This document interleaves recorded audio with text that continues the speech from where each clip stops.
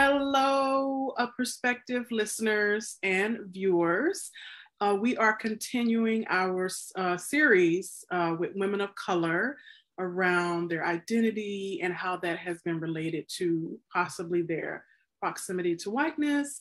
And we are a few guests, that we actually decided we want to have guests come onto the show to talk about this issue, because you see myself and Lisette all the time, which wave Lisette to the viewers. So you always hear from us, but we really want this series to really focus on hearing from other women of color, as I just stated.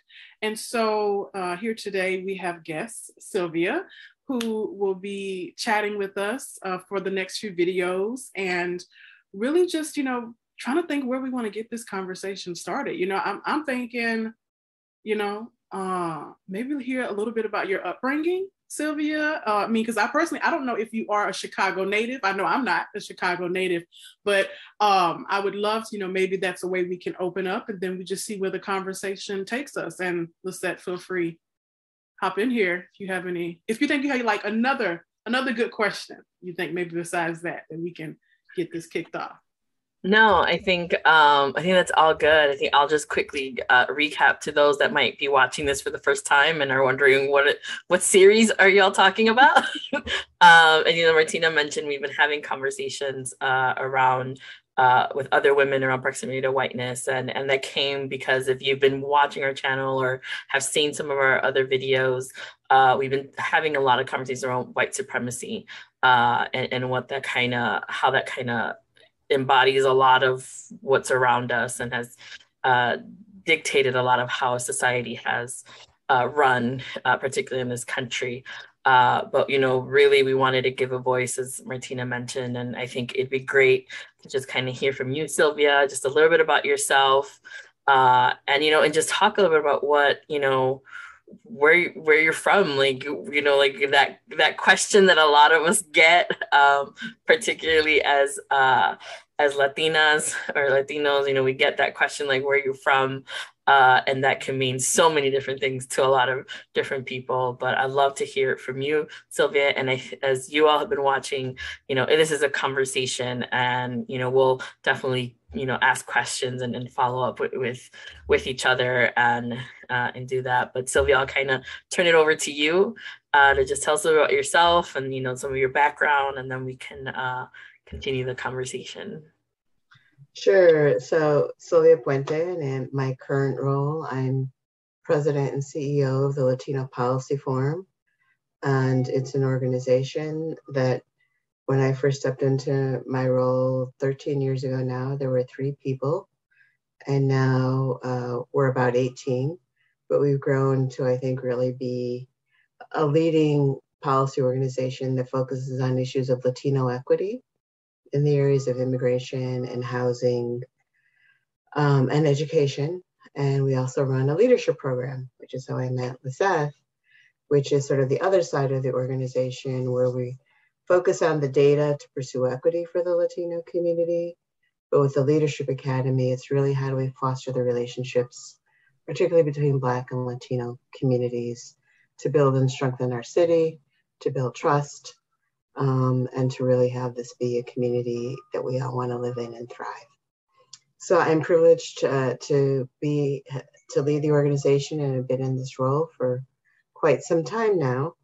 But when you asked me, and I thought as you were saying, Lisette, where do you come from? Why do I do this work, is a lot because I got asked that question a lot when I was growing up. My parents somehow, newly married, living, had to move, because some people may or may not remember that there was a whole Mexican community that got displaced when the University of Illinois at Chicago got built.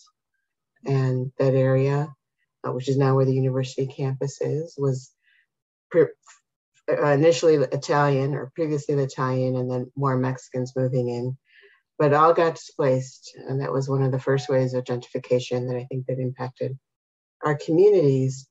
And my parents, newly married, so in their early 20s, somehow wound up buying a brand new house in the suburbs.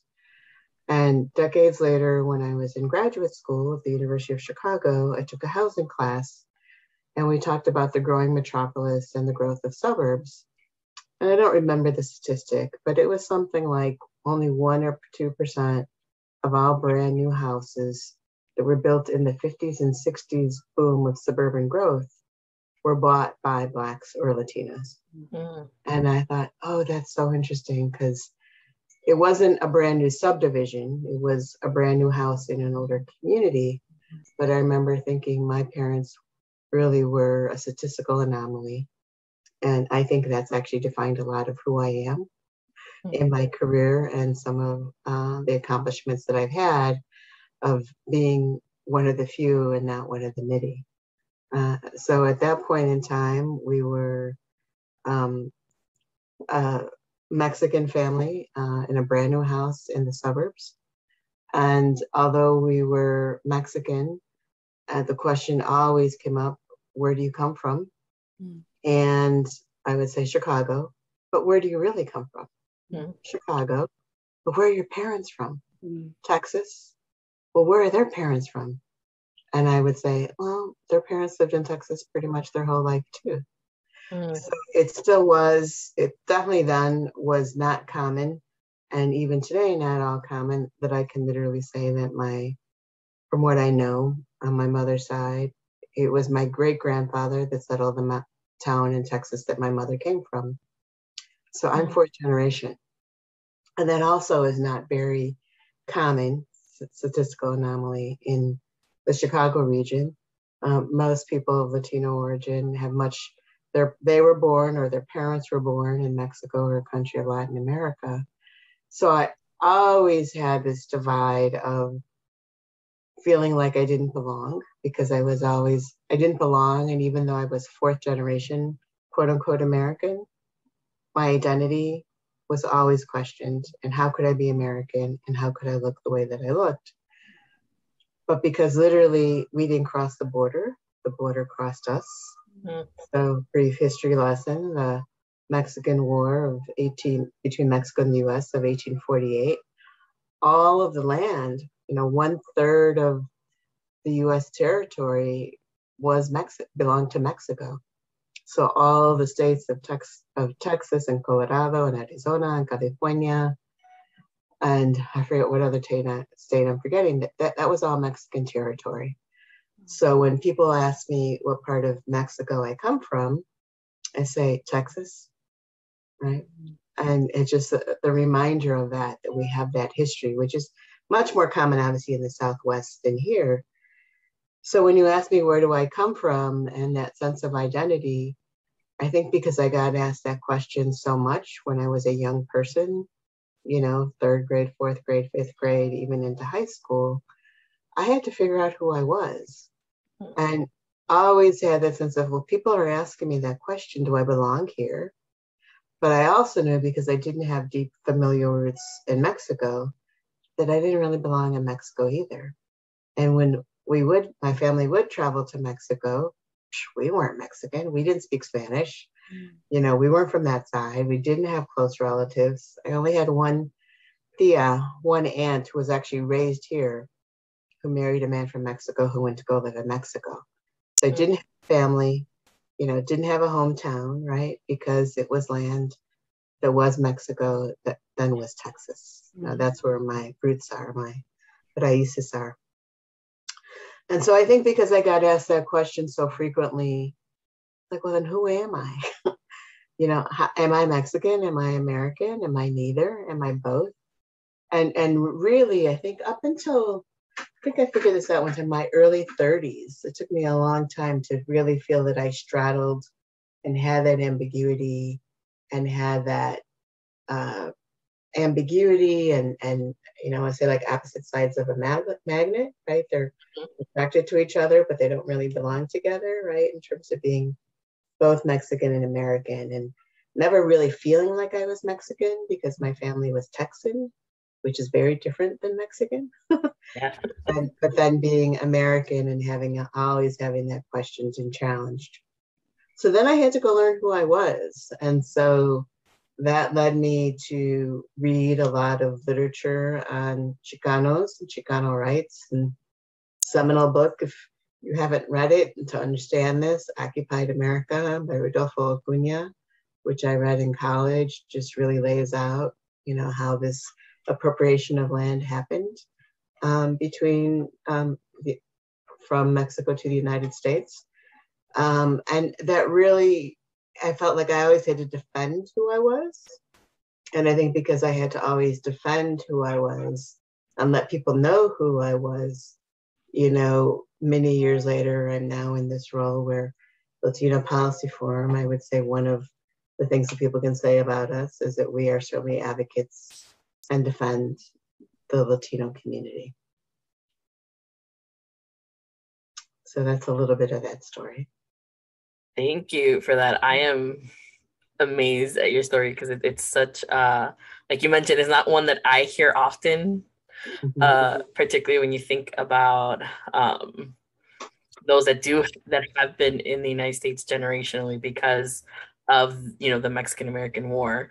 It's not, I don't know a lot of people that kind of can pinpoint their history to that and have that. So it's just been fascinating to hear from you and to kind of have that sense of like, man, like the border did cross you and your family and a lot of families there, and sort of that added layer of identity, right? Because I think it's that like, no, but I am, you are American and you are Mexican because you did, the roots were there from the beginnings. It's just been fascinating. But Martina, go ahead.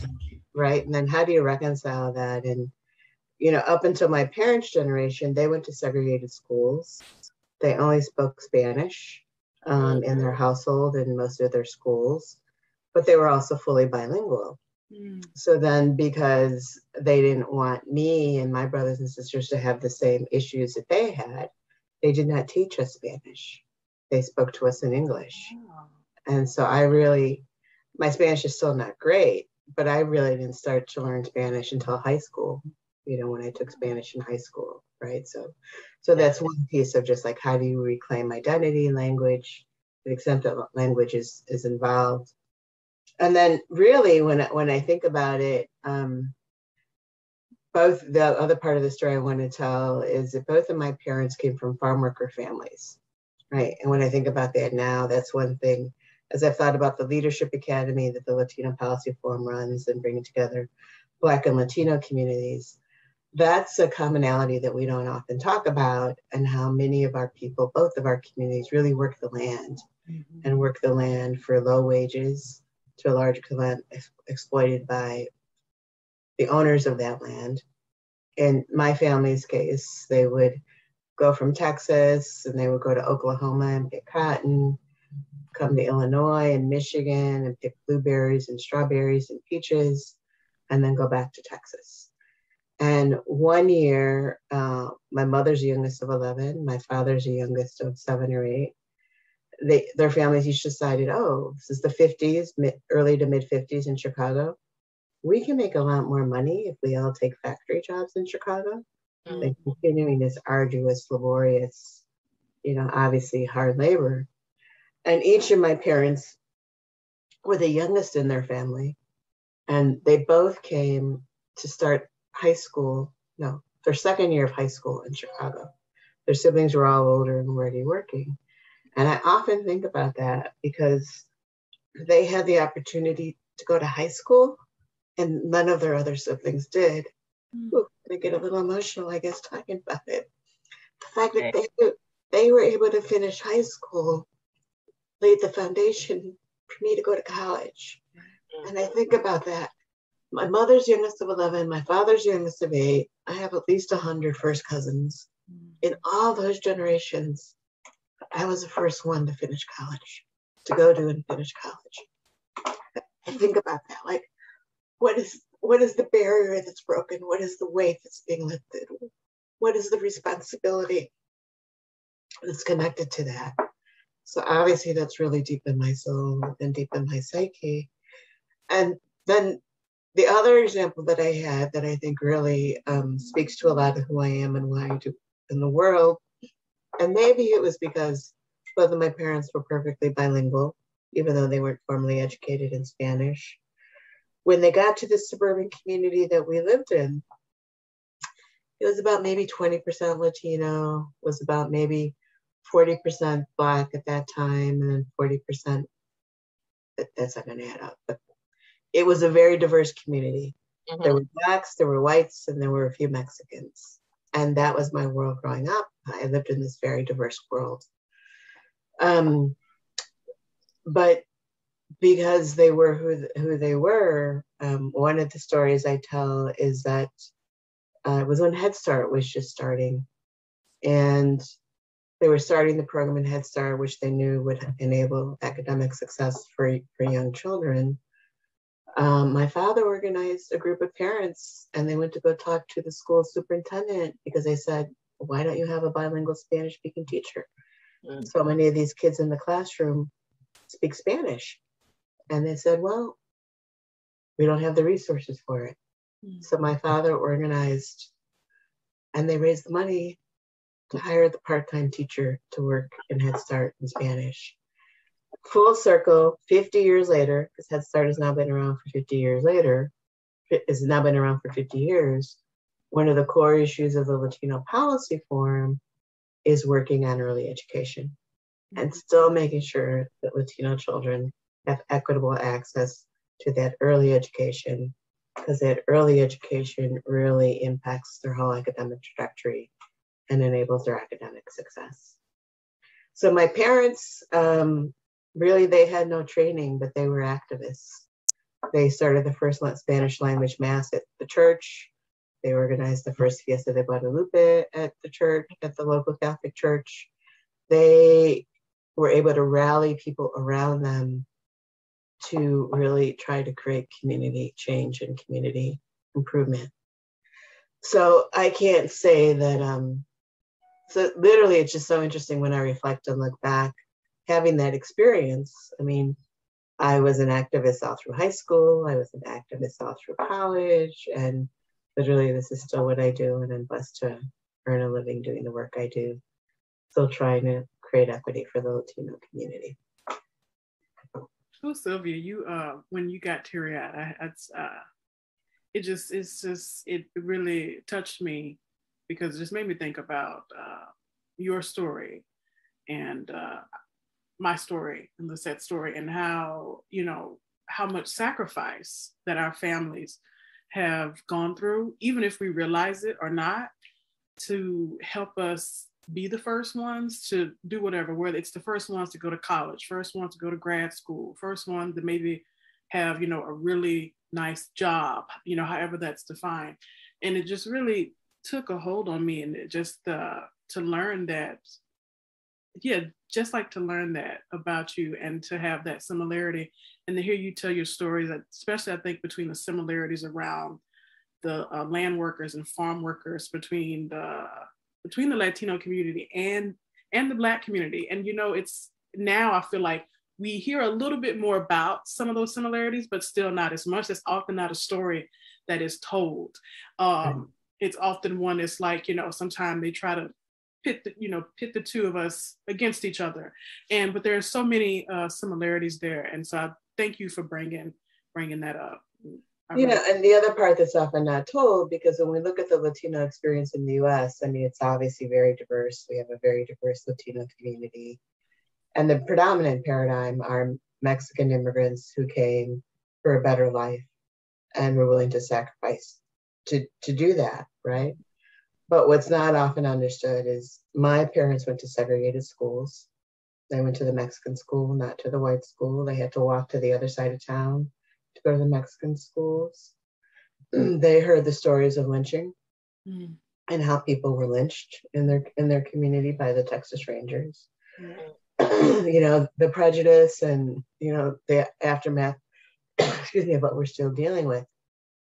That racial prejudice, that white supremacy, if you will, you know, that thinking that you can just appropriate people's lives and take them, is endemic in the South for both the Mexican and the Black community. To your point, Martina, I don't think it's widely known. But, you know, some of our oldest Latino civil rights organizations were founded. I forget the name of the one right now, but it was founded when World War II veterans came home, having their Purple Hearts and Medals of Honor, and they couldn't be buried in the quote unquote white cemetery. Right. So that, I carry that, right? I mean, people don't always know that, but I still feel to a large extent, we're all working on healing ourselves. And I think these days we have more understanding, or at least we're having more open conversation and vocabulary about the trauma that as people of color we've all experienced. Mm-hmm. I didn't even realize that it was trauma until literally, I think just in the past couple of years when it's being talked about more, right? When I carry that, or why the tears come up, right? Because it's not just my pain and sacrifice, to your point, it's the pain and sacrifice of everyone that had to work for me to get here today, right? So we don't even know that, right? But what I love, and sharing something else about myself and thinking about this other question that I'm sure we'll come to, and how I've navigated proximity to whiteness, I always knew that I was a Chicana. And my first identity was not even Latina, which is usually what I say now, but it was Chicana. And what Chicana means is a Mexican of origin, but from this side of the border. But to use the term Chicana, you had to have political awareness and political consciousness, because it wasn't an everyday term that people really understood very well, right? It had its political connotations to it, the political quest for equity and for acceptance and rights and being represented on this side of the border. So my first identity, as I began, and all the reading I did when I was early on, was about the Chicano movement, which really was a parallel movement to what we saw in the civil rights struggle for the Black community. Much smaller, much less well known, but we had our activists, we had our heroes, we had our shootouts with respect to the whole Chicano movement that was largely in the Southwest. So my Chicano identity eventually became a Latino identity, right? Which is still my preferred term in terms of saying Latino identity. I'm very annoyed, and I understand younger people may use the term, but I'm very annoyed by the term Latinx. I'm very annoyed by the institutions that are imposing that term without asking. And I've had this conversation with my daughter, who is a millennial, and it's like, I will call you whatever you want to be called, because the right of self-determination is for everybody to choose what and how and why they call themselves. Right. And if you prefer to be called Latinx, I will respect that. But then you have to, conversely, you have to respect my request not to be called that, right? So it really is. And it makes it harder to categorize people when you do that, I understand. But, I really think that that's important. But the part that I thought about that I wanted to share, having this duality of identity and not being Mexican, because I really didn't have roots in Mexico, but also constantly being questioned about, am I American and do I belong? And how you internalize that feeling of, do you belong or do you not belong? And how do you resolve that? It wasn't until my early 30s. So I had it all, and literally I felt it as a tension. And literally I felt it as I was walking on this tightrope. Which way am I leaning today? Am I leaning to be more a white girl? Am I leaning today to be more Chicana girl? How do I walk this fine line? And literally feeling this tension inside of me, and almost every day feeling like I was walking that tightrope. And what character was I going to put out? How was I going to show up in terms of who I was talking to or how I was presenting myself? It wasn't until my early 30s where I was fortunate and privileged that I got invited on a trip by the Mexican government to go to Mexico to look at and understand some of the dynamics of some Mexican communities and the dynamics of where many immigrants to the United States were coming from. So we visited some of those communities where, people from Durango, people from Michoacan, people from the state of Mexico were coming to the US. And we got to talk to community leaders. Went to go to a lot of neighborhoods. We were sort of wined and dined by the Mexican government and being in some of the equivalent of the Secretary of State building for this beautiful dinner. And the trip was with about maybe 20 or 30 other, quote, US Mexican leaders that from all over the country. So there were people there from Washington, DC and Texas and California, and any of your listeners, the great Raul Izaguirre, who was the founder of the then called the National Council of La Raza, the largest Latino civil rights organization in the nation. Their name is now Unidos US. I was privileged that he was on that trip with me. And something shifted for me on that trip where I just said, you know what? No one can impose identity on me. No one can impose their version of what they think I am on me. My identity is what I choose and what I claim, right? And so it was this shift in awareness and consciousnesses. I don't have to respond to what others are calling me. I am not what others are calling me unless I believe it. I am both Mexican and American, and this is what it looks like, right? That was my, I don't know what I even want to call it, but my shift, right? Because it was like, I am both, I was claiming both, because up to that point, I realized I had said I'm neither. I don't think I'm Mexican. I don't think that I'm American. And like I said, the opposite is of the magnet. I wasn't claiming, and I didn't feel comfortable being either one, Mexican or American. That trip, to when I got to see and the people I heard from and talked, and just going back to the roots there, if you will, even though I had been to Mexico numerous times with my family and on other trips, that trip shifted. Okay, I'm going from being neither and not being comfortable being either Mexican or American to I am now claiming both, and I am fully comfortable being both Mexican and American, right? And it is the integration of those two in me now. And this is what it looks like. My Spanish is not perfect. I wasn't born in Mexico. My parents weren't born in Mexico.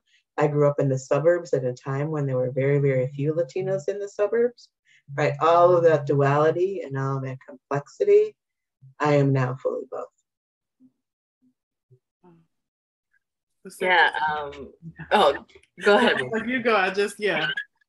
No, I think one of the things that really struck a chord with me when you were talking, Sylvia, was when you were saying that tension, that you're walking on that tightrope, like, am I going to be more white? Am I going to be more Mexican today? And I think that's something that I still kind of sometimes struggle with in whether it's me going into certain meetings or certain things, and I'm like, oh my gosh, do I have to be someone different at that meeting? Do I have to sort of lean more towards what society accepts, right? Like, do I have to speak a little different? Do I have to just walk a little different and do things? And I think that's something that just strikes a chord. So there's so many, I think, out there who vacillate between both worlds, whether you're Black or brown, you always are sort of like, who is going to see me today? Like, and how are they going to see me today?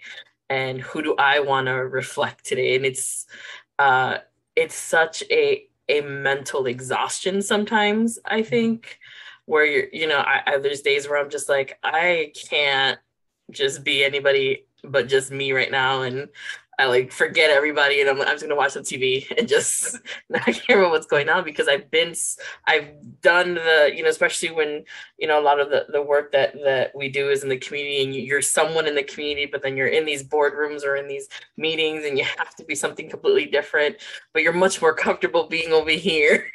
And it's so exhausting. So when you talked about that, I think it's something that Martina and I have talked about, how we have to always code switch. Is sort of like when you're depending how you're speaking and all these things, but it's more than just how you speak. It's how you walk, how you sort of carry yourself sometimes, and sometimes you do it unconsciously. I think sometimes I make myself smaller in certain spaces, and then I realize, I'm like, why do I feel so racked in? And I'm like, why am I'm the one doing this? Nobody's doing it to me, but because I've been so uh conditioned or socialized to feel less than, that sometimes I just like find myself sort of like, ooh, I need to just, I can stand up a little straighter, like I can do this, like I belong here, like nobody, nobody can dictate that, like I've made it here from that. That's part of it, Liz, that is claiming your own power, your own authority, your own sense of agency in terms of who you are, right? That the shift for me was no one else was ever going to let anyone impose who they thought I was on me, right? They could think whatever they wanted me, but I didn't have to honor that. I didn't have to acknowledge it. I didn't have to take it in.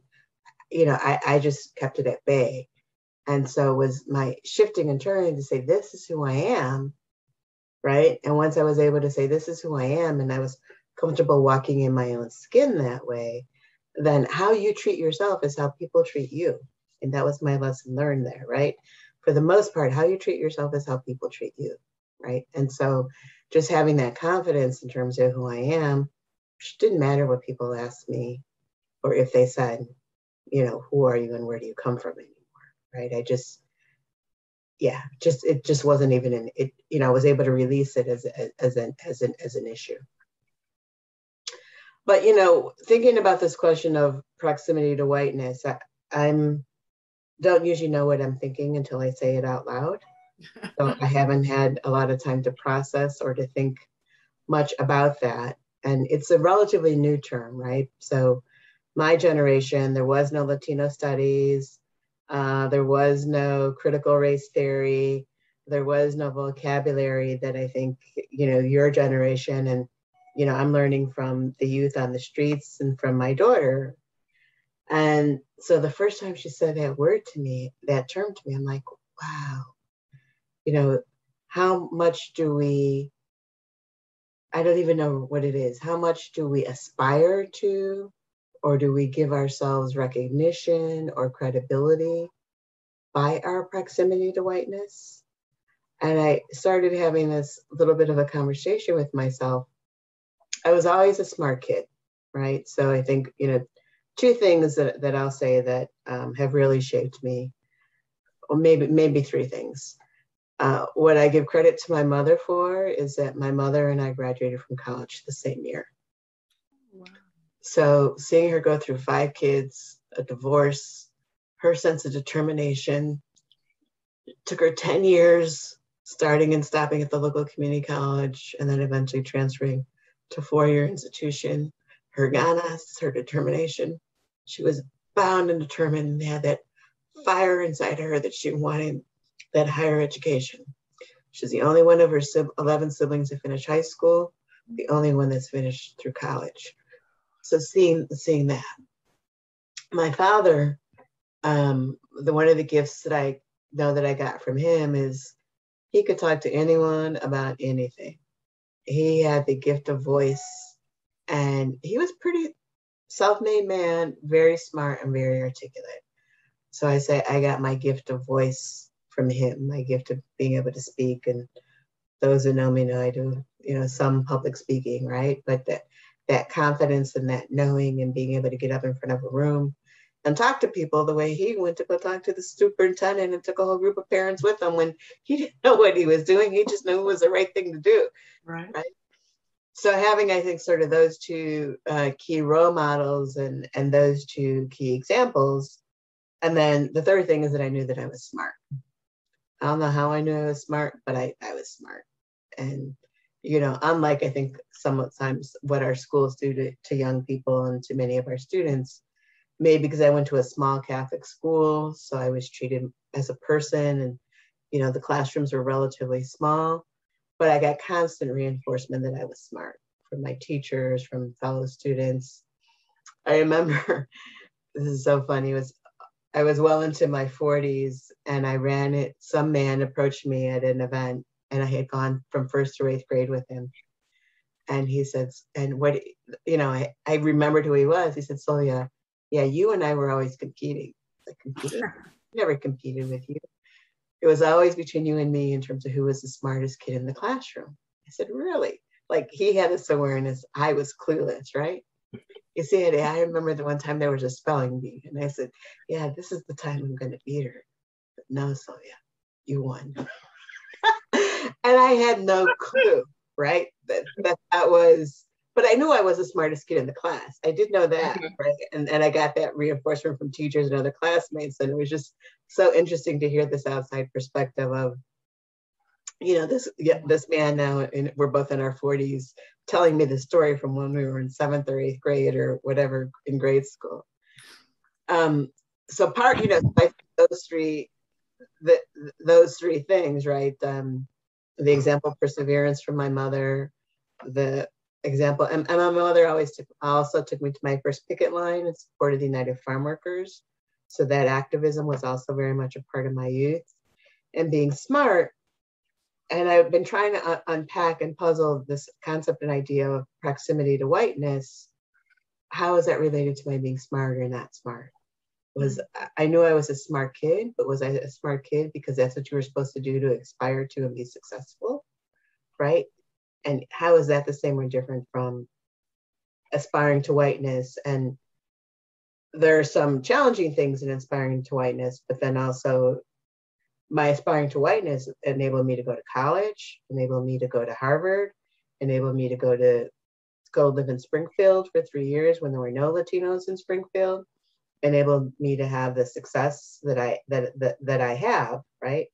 So there are some good things to that, but I'll close with this. But I also now realize, and just am now beginning to understand and unpack, that idea of aspiring to whiteness also kept me for many, many years in this mode of, I've got to be smart. I've always got to know what I'm saying and talking about. I've always got to speak my voice, but I'm not going to let people know who I am. So for many, many years, I showed up in my professional mode. And I would always say, yeah, a lot of people know me, but very few people really know me. Yeah.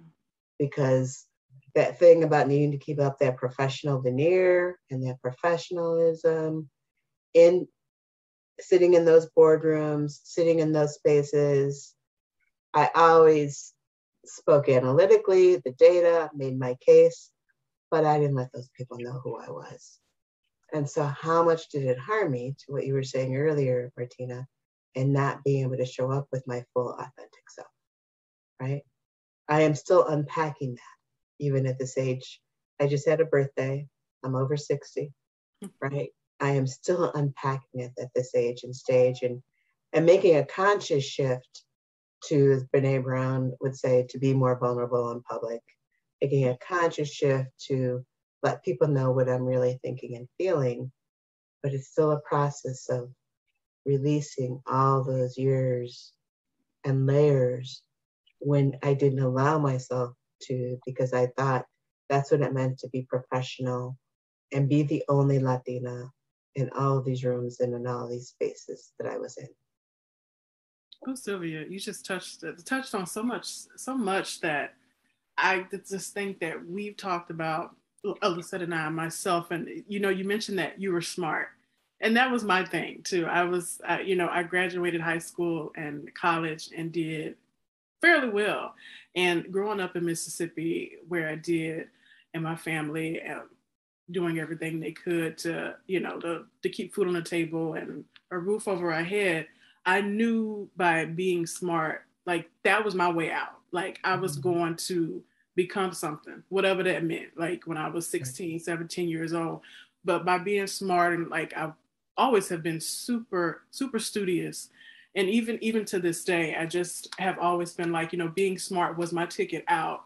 And to hear you talk about, kind of making that connection with that in terms of that proximity to whiteness, again, something that Alyssa and I've talked about is that it's not always seen as a bad thing, because having that proximity to whiteness has allowed us, to go to great schools and get the great jobs and maybe meet certain people, because we all kind of operate within this system.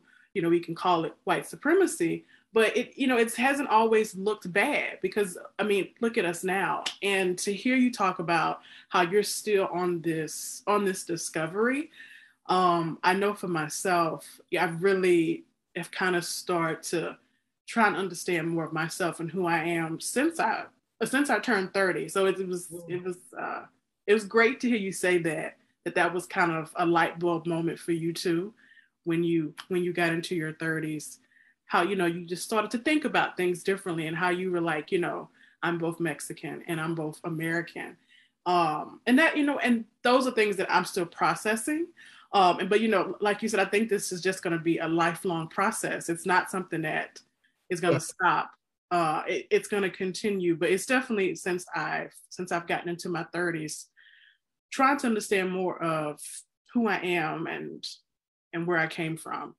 And again, that will just something that will stay with me, and, how I continue to identify myself. Because even, we talked about the code switching, even now, and Lisette, I think you mentioned it too, still, we might go into those meetings and, boy, we got to talk to this CEO, but, that's not exactly where we want to be. We want to be with, in the community, and doing this and talking with our people and trying to understand and help each other.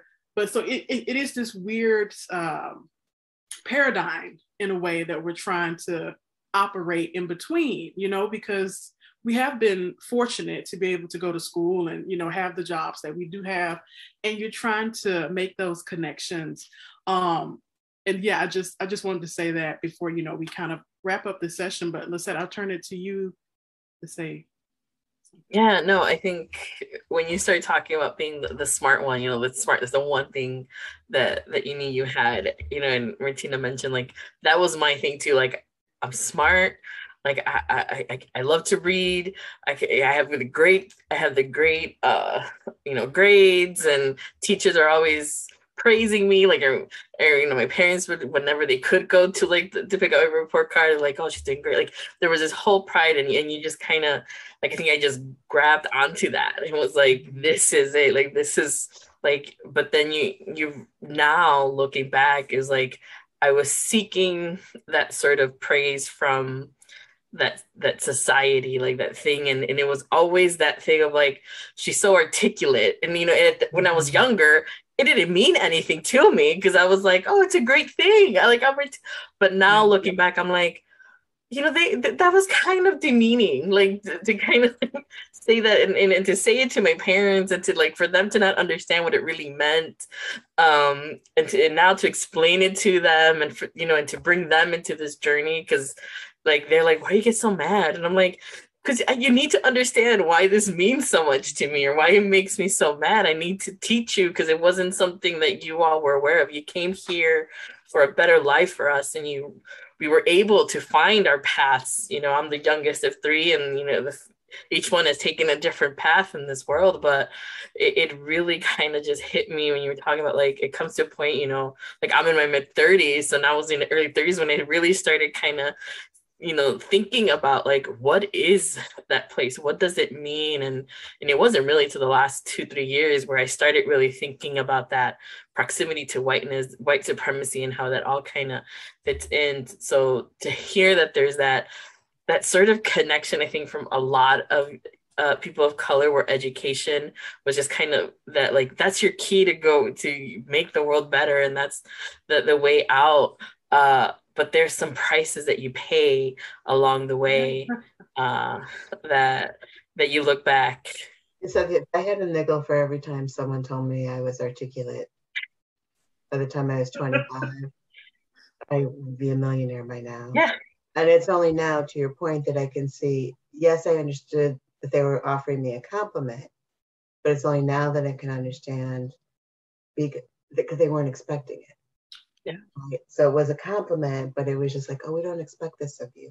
You're so smart. You're so articulate, right? That at the same time, it was a compliment. It was also sort of patronizing and condescending, right? Yeah. Because it's like they had to call it out that, oh, yes, you're so smart and you're so articulate, right? So just the duality of that. And what I would just say, and I've had this conversation with my daughter, to our point, proximity to whiteness isn't all bad, right? But it's not, but it's having the awareness of it and what it has done and shaped you, so that you can understand that duality. Because one of my beliefs is every gift also has its shadow side, right? So everything has a duality, and it's never all right, wrong, good, or bad, but it's being able to step back and sort of look at it and say, well, here's what I gained from that idea of that was my path to success, right? But here's a way that I know that it also hindered me and harmed me or kept me from, you know, really being able to be fully who I was, right? Because I didn't let people know me. You know, I pretended I didn't have feelings and emotions because I was never going to let people know that they were upsetting me or that, you know, that they were pissing me off or insulting me, right? Because I wasn't going to give them that power, right? So you find different kinds of coping mechanisms around that. But and so I guess I'll just say it again, right? It's in all of this what we're talking about, right? It's understanding and recognizing that duality, right? That it has the good side and the shadow side of almost anything that we're talking about here. Thank you, Sylvia. I think we'll wrap this first part up and part of the conversation. And you know, there's a lot that my brain is processing of what, you know, Sylvia, what you've shared, and the next sort of part of our conversation, I think we'll definitely dig in to this question of identity and proximity to whiteness. And really have a conversation with you, Sylvia, because I know you said you're still kind of thinking through that, and I think just having this conversation, I'm looking forward to it. So thank you, Sylvia, for being with us. Thank you to our viewers and our listeners for sticking with us and listening in. If you have any comments or questions, please put them in the just in the comments below, or find us on Instagram and send us a message there. We'd be happy to kind of answer anything or even any ideas for future topics that you like for us to explore. We definitely look forward to that. So keep an eye out. We will come back with Sylvia on part 2 of our conversation with her, and as we explore sort of that identity and proximity to whiteness. So thank you, everyone, and we will see you next time.